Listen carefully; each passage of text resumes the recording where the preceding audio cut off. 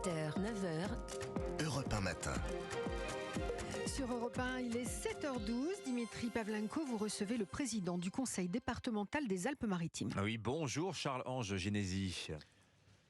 Oui, bonjour. Bienvenue sur Europe 1 en ligne avec nous depuis Nice. Depuis quelques années, Charles-Ange Ginésy, votre département doit gérer un flux migratoire qui ne cesse de grossir année après année et se pose à vous en ce moment de manière aiguë le problème spécifique des mineurs non accompagnés, ce que dans le jargon administratif on appelle les MNA.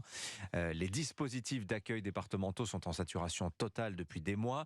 Combien sont-ils, ces mineurs étrangers, à être entrés en France en provenance d'Italie depuis le début de l'année et dont vous vous retrouvez à avoir la charge, Charles-Ange Ginésy, puisqu'effectivement ça fait partie des compétences des départements au titre de l'aide sociale à l'enfance. Combien de mineurs isolés étrangers dans votre département, Charles-Ange Ginésy ?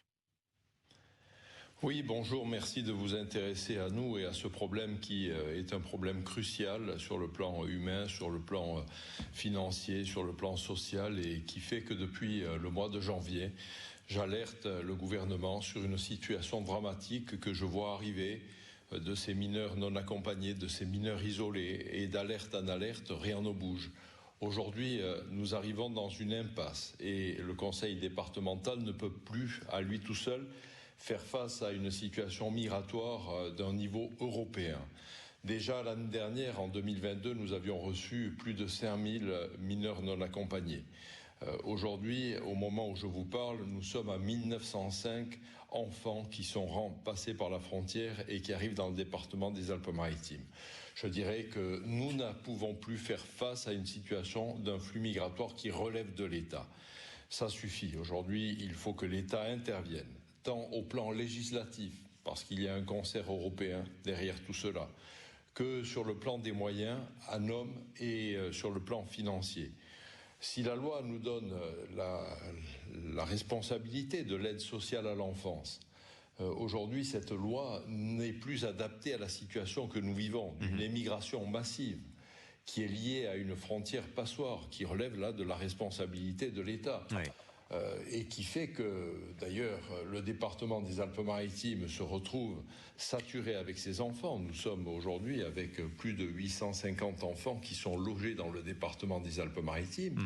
Et il en est une partie qui sont répartis dans les autres départements. J'en ai discuté hier avec François Sauvadet, le président de l'Association des départements de France, qui est inquiet lui aussi, parce qu'il voit arriver un flux. Et vous souhaiteriez, Charles-Ange Ginésy, un peu à la manière de l'Italie qui demande ça de l'Union européenne, que vous, Alpes-Maritimes, soyez soutenus par d'autres départements, qu'ils prennent eux aussi leur charge de ces mineurs isolés étrangers qui arrivent en France par les Alpes-Maritimes ? C'est ce qui se passe, parce que nous avons là-dessus l'aide du procureur de la République, du ministre de la Justice, qui nous a donné quelques moyens supplémentaires, mais ce n'est pas suffisant. Nous voyons bien que le moment où les mineurs arrivent, le moment où nous les évaluons, le moment où nous les transférons dans les autres départements, est un moment qui est beaucoup trop long. Il faut là-dessus plus de fluidité, il faut plus de moyens que l'État peut nous amener. Et derrière, vous avez tout à fait raison dans votre question, ce sont les autres départements qui vont absorber. Donc il s'agit pour nous à la fois d'un flux migratoire qui est une responsabilité étatique, certes, mais qui ne manque pas de poser de problème, parce que ces enfants, il faut les recevoir, les accueillir, les former, les loger, les habiller. Alors justement, nous étions dans le journal de 7h dans la commune de Châteauneuf-Grasse, qui se situe dans l'arrière-pays cannois, que vous connaissez bien, Charles-Ange Ginésy, et on entendait le maire de la commune s'agacer en fait que la préfecture ait réquisitionné cet hôtel Campanile, où sont accueillis donc une quarantaine de mineurs isolés, gérés par une association à qui vous avez donné délégation finalement pour s'occuper d'eux. Mais alors, qu'est-ce qu'ils attendent exactement, ces mineurs isolés, dans ces lieux d'hébergement ? Parce que visiblement, ils y restent un petit moment. Qu'attendent-ils exactement ? Qu'est-ce qui va se passer pour eux ? Malheureusement, compte tenu du flux massif qui arrive, nous ne pouvons pas faire comme nous le faisions en 2014, par exemple, où nous avions 174 mineurs qui étaient arrivés dans l'année. Nous avions la possibilité, avec les services du département, de pouvoir les recevoir dans des conditions beaucoup plus décentes, de leur donner un petit peu de formation, un petit peu d'éducation, de s'occuper d'eux et d'essayer de les insérer dans notre société, de leur trouver du travail. Aujourd'hui, ce n'est plus possible. Il faut véritablement qu'il y ait un niveau supplémentaire. Ce que vous pouviez faire pour 200 jeunes, pour 2000 en l'espace de quelques mois est évidemment beaucoup plus compliqué. Mais alors, racontez-nous aussi, Charles-Ange Ginésy, puisque vous vous renouvelez cet appel à l'État que vous aviez déjà lancé au mois de janvier. Il y avait eu des suites, mais enfin sans doute insuffisantes, puisque la situation n'a pas tant évolué que cela. Comment ça se passe à la frontière avec l'Italie, au niveau de Menton, puisque c'est là que ça se situe, c'est par là que la plupart des mineurs isolés entrent en France. Cette frontière est-elle contrôlée? Qu'est-ce qui s'y passe très concrètement, Charles-Ange Ginésy? Cette frontière est contrôlée, mais en termes de mineurs, dès qu'il y a des mineurs qui arrivent à la frontière, il suffit qu'ils lèvent le doigt en disant « je suis mineur » et nous sommes tenus de les prendre, de les recevoir. Dans cela, il y a des mineurs qui sont jugés effectivement mineurs et il y a une partie qui ont levé le doigt en disant « je suis mineur, vous êtes obligé de me prendre » et qui en réalité sont des majeurs.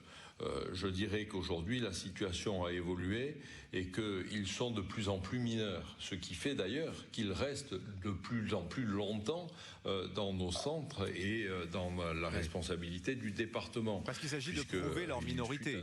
C'est ça l'idée aussi, Charles-Ange Ginésy. Ils attendent aussi que... Il s'agit de prouver leur minorité. Nous les évaluons et les évaluations sont de plus en plus précises et confortées d'ailleurs par décisions judiciaires qui prennent des ordonnances de placement dans d'autres départements pour éviter que tous les enfants restent dans les départements des Alpes-Maritimes. Mais ces évaluations-là ne sont qu'une petite partie de la problématique. La véritable problématique, c'est quand vous avez 40 000 enfants qui débarquent en 2022 sur l'Italie, il est bien évident qu'une partie atterrisse en France, parce que les Italiens, aujourd'hui plus que jamais, ouvrent la frontière d'ailleurs. Merci. Et il se passe... Merci, pour les enfants mineurs comme pour les majeurs, beaucoup de fugues d'ailleurs. Merci beaucoup Charles-Ange Ginésy de votre témoignage. Le président du conseil départemental des Alpes-Maritimes ce matin sur Europe 1.